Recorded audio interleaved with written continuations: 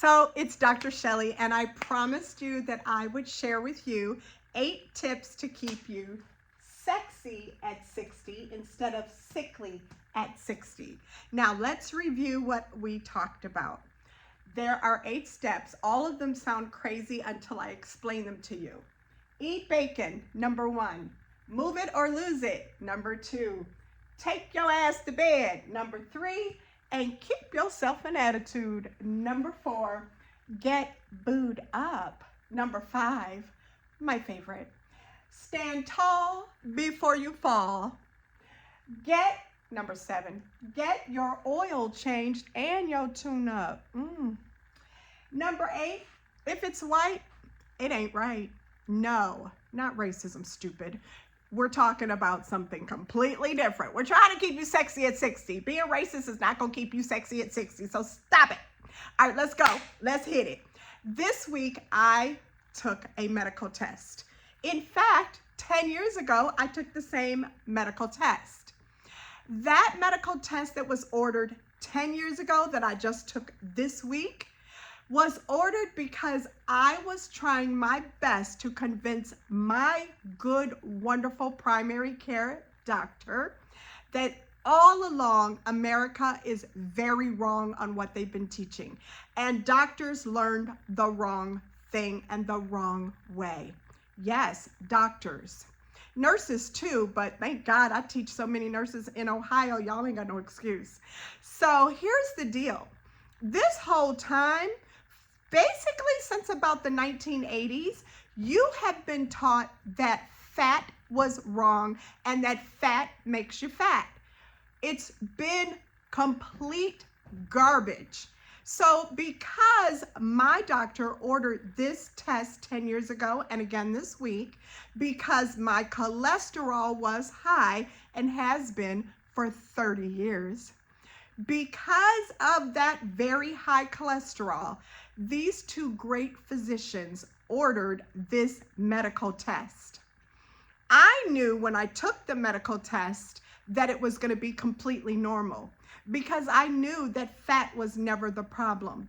I knew that because I literally eat a pack to 2 packs of bacon a day. And I am so serious. You can ask anyone who actually knows me really well. Is that true? And yes, the hell it is. Bacon, eggs, all kinds of fatty foods. Now, what I don't do was what they should have told us 30 years ago, 40 years ago, 50 years ago.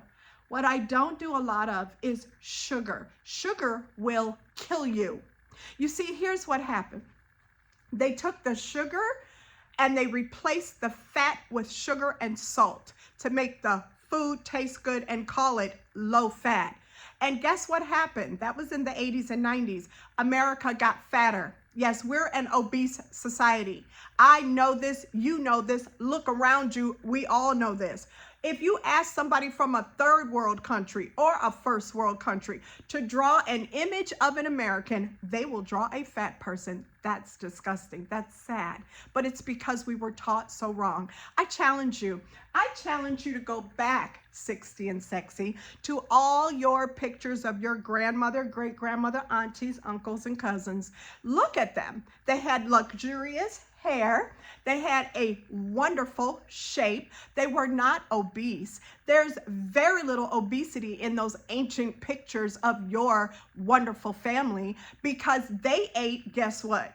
Bacon and eggs every damn morning. They did. And so do I. Except I do intermittent fasting, so I make my bacon for lunch. Now, fat is not the problem. Meat is not the problem. No. Here's what the problem is: carbohydrates and sugar, which brings me from all the way from number 1 to all the way to number 8. If it's white, it ain't right. What do you mean, Shelley? That sounds terrible. They're going to arrest you, girl. You know you got that man down there in Washington. They're going to come and lay handcuffs on you, honey. You're going to be sitting up in the cell waiting for somebody to put some money on your books. About if it's white, it ain't right. Shut up. I'm not talking about people. I'm talking about bread. Yeah, horrible. America's bread is filled with freaking poison called high fructose corn syrup. Bread is supposed to give you fiber to get poison, toxins, and cancer-causing things out of your body.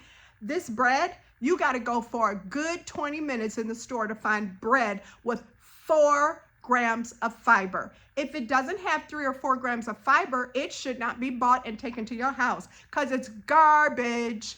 Just saying, if it's white, it ain't right. So bread is number 1. Sugar, of course, is number 2. But rice and pasta and beans and anything white that's a carb should not consume a major part of your diet. You see, when I go to Chipotle, I skip the beans and the rice. I get the lettuce and everything that's down the way. The meat, the steak, the chicken, the burger, the whatever they got. And I throw a little bit of corn, because that's kind of like it, if it's white, it ain't right. I throw a little bit of corn, a lot of tomatoes, some fajita, and all this stuff. And my shit tastes good, boo. Sour cream is fine. That's the one white you can do. Now, again, if it's white, it's not right. I'm going to depress everybody, but I'm going to say it because, again, are you trying to be sexy at 60 like me? Because I am 60, you know. Or do you want to be sickly? I am telling you that potatoes, they're not right. I know, they're good, they're delicious, but you're gonna need to have them once a week at most. So me and my sweetheart had potatoes yesterday. We went to Five Guys, got burgers and dogs and fries. Okay, so what? I don't eat that shit every day. No, so I don't see the problems with that. Now, what about this medical test? Because I can't wait to tell you. This medical test that I was ordered to take 10 years ago and this week is called a calcium study. It is a CAT scan of the coronary artery and the major arteries all up and around your body. This CAT scan that I took 10 years ago and this year, this week, this scan is geared to tell you whether you are at risk for a heart attack or stroke in the next second, days, month, or year. It's a score, 0 to 8. 0 means you have 0 plaque, 0 atherosclerosis, 0 fat in your arteries. 8 means you're going to have a heart attack real soon. Y'all already know what I'm going to tell you. 10 years ago, when I told my doctor that, so what, my cholesterol is high, I'm not taking your stupid statin drugs, Lipitor, Crestor, and all that crap. I'm not, because I know why it's high. There's cholesterol and fat in meat. Hello, and that's all I really eat. I eat a lot of meat. I eat hardly any carbs. It's going to be a high cholesterol. He said, okay, Missy, and I love my doctor. He said, okay, if that's true, then I'm going to have you go for this study. This study that they're doing at university hospitals at the time was called the calcium score. My calcium score was 0. Yeah. Fast forward 10 years later, this week. New doctor, new facility. I'm at the Cleveland Clinic getting my medical care. This doctor's concerned about my cholesterol. So they order all these other extra tests, of course, which was what he should have done, and they were fine. I have no inflammation, so the CRP and all the different markers that show inflammation, none. My triglycerides were 70. One year they were 30. Yeah, because triglycerides, glyceride, is sugar.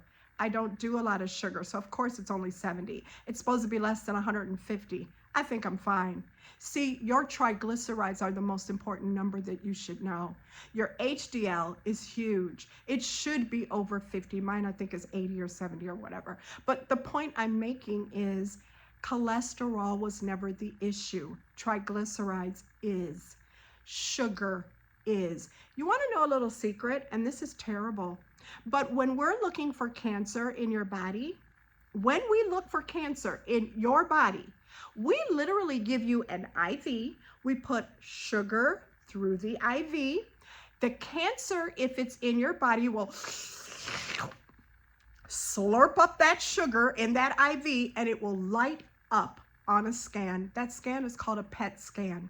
You see, cancer can't survive without sugar. Neither can infection. I tend to never get sick. It's because there's not enough sugar to make the bacteria grow in my body. I'm going to say it again.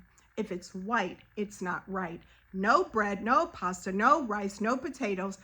No, it's not healthy for us. It's carbs. You should use them sparingly, okay? Like weekend with your sweetheart. Let's dive a little deeper. Move it or lose it. Oh yeah, you should come with me. You should come with me. Come on over here to LA Fitness, right next door to Nordstrom, over here at Legacy Village, and get in this Zumba class. Move your ass. I mean it. I mean, wiggle it, shake it, bake it. Do something, but get up. Even if it's just walking at least will move your body. What does exercise do? Why is everybody on this little kick where line dancing would be fun? Yes, honey, don't get it twisted. Get them boots on the ground and where your fans at? Yes, get out here. Get your behind moving. Because when you move, you decrease your blood sugar for 24 straight hours. You decrease it. When you move, you dilate or open up wide your blood vessels so they get more blood to your brain and your body, and you feel good. Move it or lose it. Number 3, take your ass to bed. Americans suck at this, and it turns out that Ohio is one of the worst states for this. Yes, you're supposed to get 7 to 9 hours full of sleep. Take your ass to bed. See, if you get those 7 to 9 hours of sleep, you will work towards preventing Alzheimer's. You will burn the fat that you may have picked up that day. You will burn the sugar that is stored in your liver, and you will live a long, healthy life. Get your ass in bed. Keep an attitude. Everybody knows I have an attitude. Honey. No, I'm not talking about no stank attitude, not no neck game and cussing folk out, which I am known for. No. Most people know that I wake up pretty happy, very optimistic, but more importantly, I have an attitude of gratitude. What do I mean by that? Oh, honey, I'm thankful. I am thankful every day because I know, homie, hello, God, was right by my side all my life. I've been through hell, horrible childhood, abusive relationships, divorces, right? I've been married 17 times. Not really, but it sounded good. But I'm saying to you, despite all of that, if you wake up negative, here's what happens. I got to get you to hear me. When you wake up negative, your blood sugar goes up, your blood pressure goes up, and so does your pulse. Those are all under the influences of cortisol, which is what you produce in your body.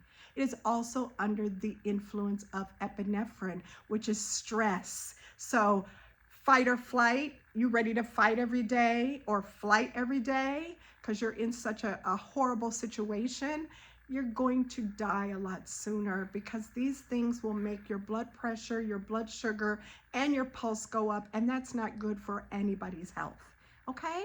An attitude of gratitude. Try it. It's fun. Get booed up. Let me tell y'all something. You could talk about me if you want to. Yes, I've been divorced a few times. So fucking what? Pictures out here be misleading you. Part of that was probably me. Hello. But I'm saying to you, never give up on love. It is out here. But you got to do your standards a little bit different, okay? Because see, here's my standard. You get none of this without one of these. And that does matter because you're going to sift and sort and get rid of all these bugaboos and these folks that don't want nothing but that. And I'm not about that. I want somebody for the rest of my life to love. And I think I finally found it. And so I don't do anything. You ain't getting nothing, honey. None of this loving without a commitment. And I feel really good about that. You don't want to give up on love because when you find it, it is amazing. Now, I got some advice. I got some dating advice. Y'all, I ain't just on here talking about food and diet and exercise. No, hunty. I'm talking about boos. Get you a boo. How do you get a boo? Facebook dating. I hate Facebook like I hate them with a passion. But Facebook dating. Found me a few men, honey. Been engaged a couple times on Facebook dating. Think I'm finally found one. But it was through Facebook dating. Did you know if you do Facebook dating, you can research their ass? You can make sure they don't have anything crazy going on. You can look up their birthdays half the time if you do it the way I teach you. You can go in there and find out who their crazy family and friends are. You can look at who they like and don't like and what kind of things. I went on there one time, honey. Called myself gonna research this boo, potential boo. Went on there and he liked, you know, your likes. He liked every porn site there ever was. I'm like, nigga, nah, ninja, we ain't doing it like that. Delete, block. All right. Stand tall before you fall. Here's reality.